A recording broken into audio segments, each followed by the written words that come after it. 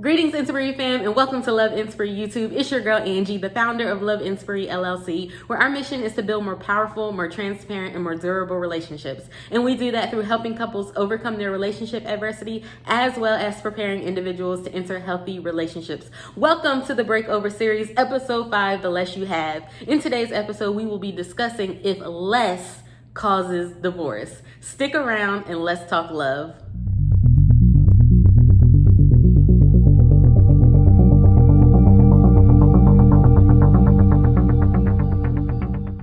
Hello everyone and welcome back. Thank you for sticking it out with me on episode 5 as we dive into does the less you have cause divorce in your relationship? And before we get started with any of that, I really want to talk about insecurity in your relationship.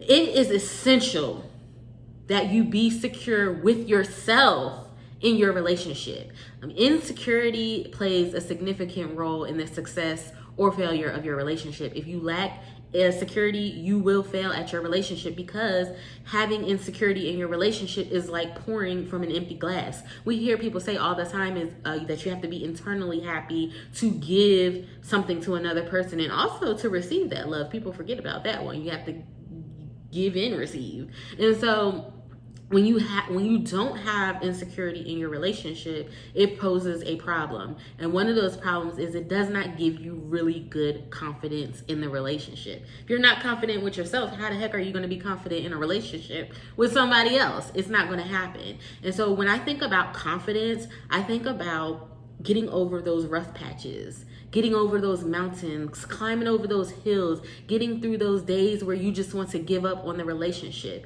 And that's the reason why most relationships are failing, because they don't have security in the relationship. They lack the confidence within themselves, and they're bringing that over into the relationship. And so we have to focus on being secure within our relationship. One of the main things that I tell people all the time is have an accomplished goal before you decide to entertain an individual. And what that will do for you is give you the confidence to get through those days, those down days, those days where you feel like giving up.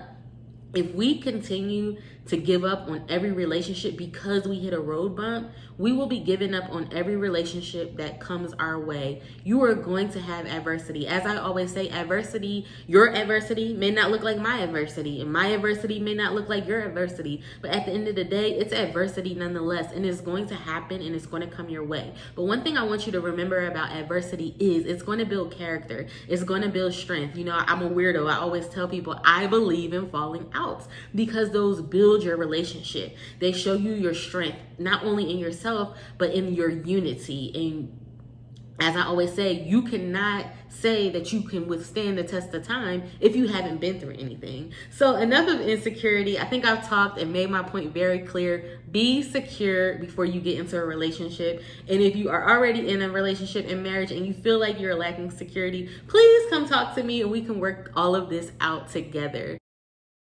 So let's talk about some things that kind of troublesome and can cause divorce if you don't have enough of it. One thing that I want to talk about, and I can speak about it with passion, is education. Lack of education causing divorce within your relationship. And I just want to share a personal story about my experience. If you're new to me, for those that know, but if you're new to me, I got married when I was 18 years old. So I did not immediately go to college right after high school.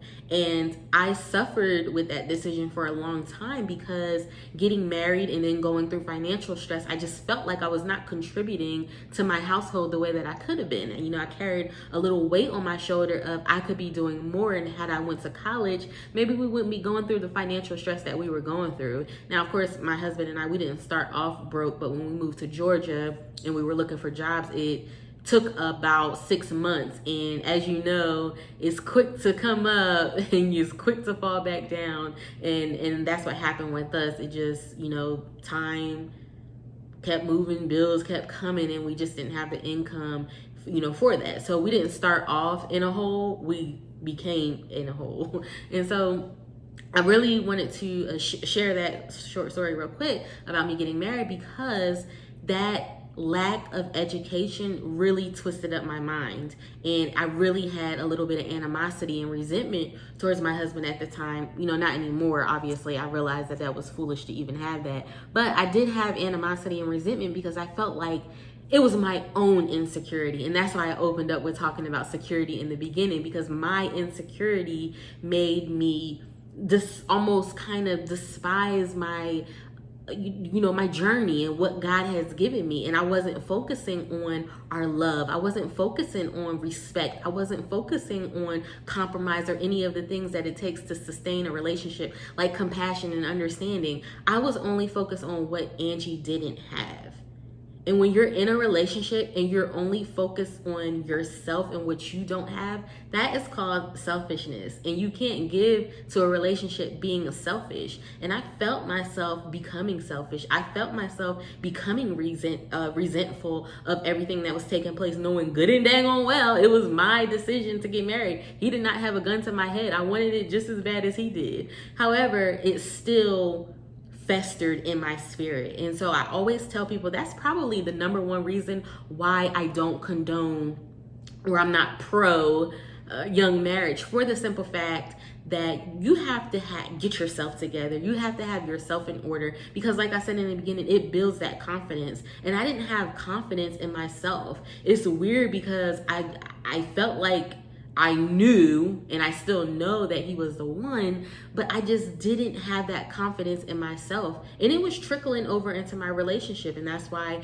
there were times where I was very contentious about things. There were times where, I was very upset about certain things, and it had nothing to do with him and everything to do with Angie and what Angie was lacking in the relationship. So I will definitely encourage people, if you don't have an education, get yourself a trade, start a business, do something to help you feel like you can contribute to the relationship. And I'm going to tell you why in the next thing that I talk about. And that leads me into finances. Yes, money, money, money, okay?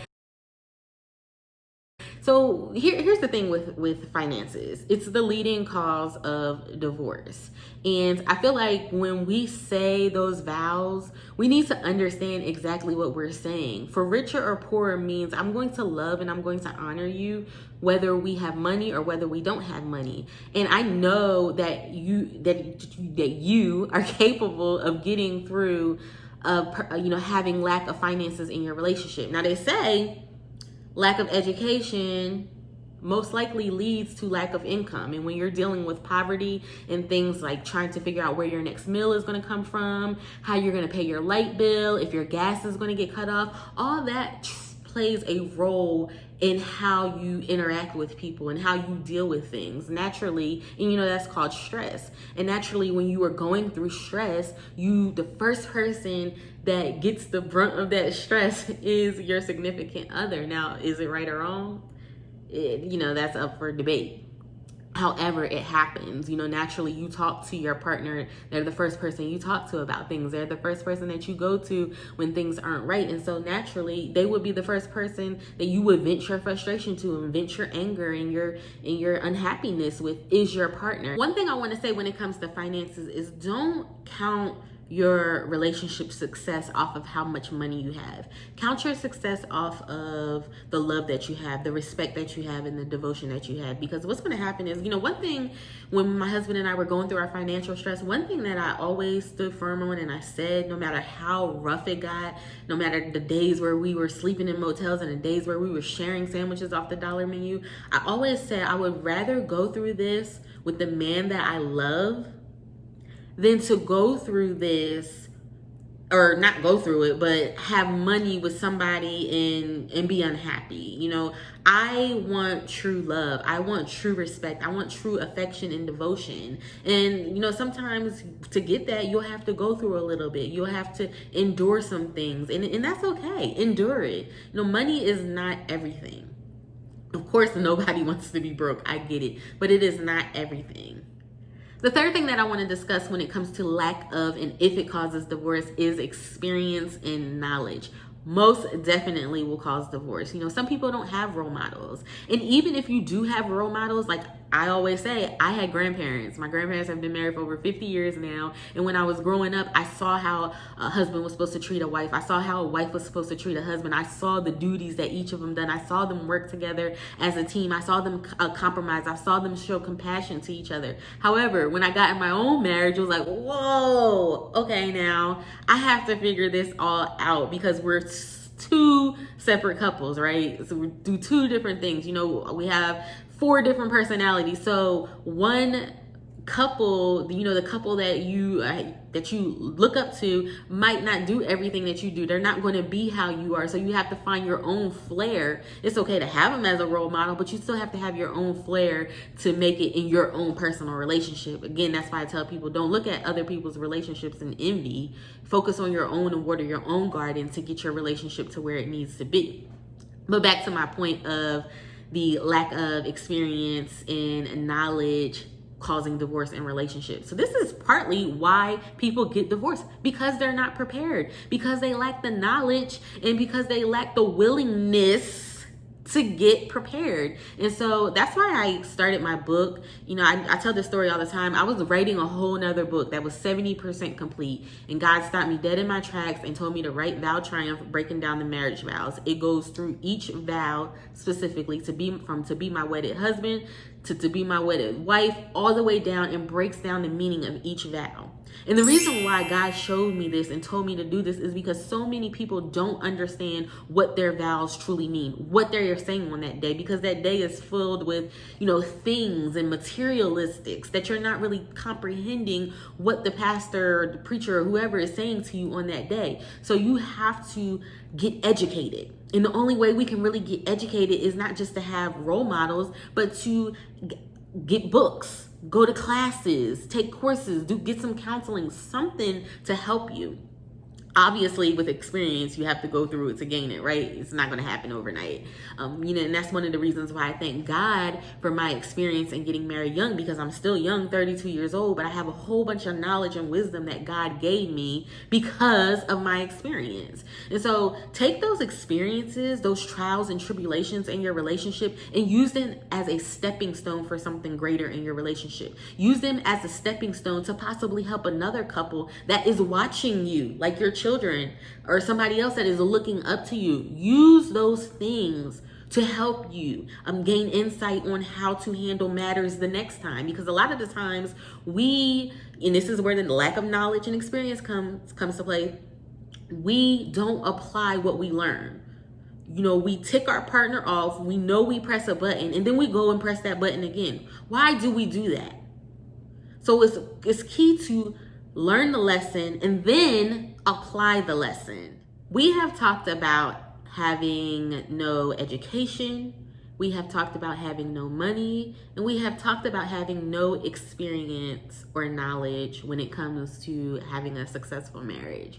And here's the thing that I want to say to everyone that's listening. None of this should have any bearing on how much effort you put in your relationship. Hear me when I say this. The less that you have, no matter what it is, should have no bearing on how much effort you put into your relationship and or your marriage. I am a witness that when you focus on everything that you don't have, you miss everything that you do have. So take it from my story. When I was complaining to my husband about going to college or not going to college, when I was complaining to my husband about our financial struggles, when I was complaining to my husband about how he was getting on my nerves for whatever reason, I was missing everything that he was doing. I was missing every good thing in our relationship. And when you miss those good things, you start pointing fingers, you start blaming. And then that's how divorces happen, because we're not focusing on the right things. There is right things to focus on, like what this person brings to you, like what this person does for you. And I'm not talking about in a materialistic way. I'm talking about in a characteristic way. You know, I always tell people my husband adds so much to my life. He teaches me so much on a daily basis. Not just that he's a great provider, but it's what he does for me internally. It's what he does for me in my spirit, in my soul, and not in a godly way, but more in a personality way, helping me understand things that I might not be understanding at that particular moment. So if you have something like that, those are the things that we need to be looking at when we're lacking in areas like education, finances, knowledge, support, anything of that sort. You have to be willing to look at all this person is doing. And when we stop nitpicking and antagonizing this person and making them feel less than, we can be more in the relationship, and our relationships, most importantly, can be more. Here's the thing, the less you have, the more you can focus on the things that matter. Think about it. The less money you have, the less likely you are to go out. So you're stuck at home nurturing that relationship, building that strong connection, building that foundation, working through those troubles. Do not be discouraged because you are lacking in a particular area in your life. You can most definitely lack in an area and excel in your marriage. The reason why I know is because I have done it. I have overcome lack of education. I have overcome lack of finances. I have overcome lack of support. I have overcome all of these things. And I'm here to encourage you that you can too. Don't let less than cause you to get a divorce. There's so much more at the end of the tunnel. I think the thing that I want to talk about with this and end with this is we have to start being able to have patience. You know, the race is not given to the swift, but those who hold out and endure to the end. You know, the endurance is what's important when it comes to a marriage. You may start out at place A, but I guarantee you 10, 12 years, if you keep your eyes fixed on Jesus, you will end up at place Z. It's just a matter of having the patience and trusting God that you will get there. People are so quick to give up on marriage because they want to take the easy way out. It's easy to just quit. It's hard to work through that. But guess what? When you work through that, you have triumph. You have victory. You're a winner. Quitters never win. And if you quit, you will never win. Remember that. I promise you. Fight for your relationship, fight for your marriage, especially if you believe in it, especially if you know that this is the person that you were meant to be with.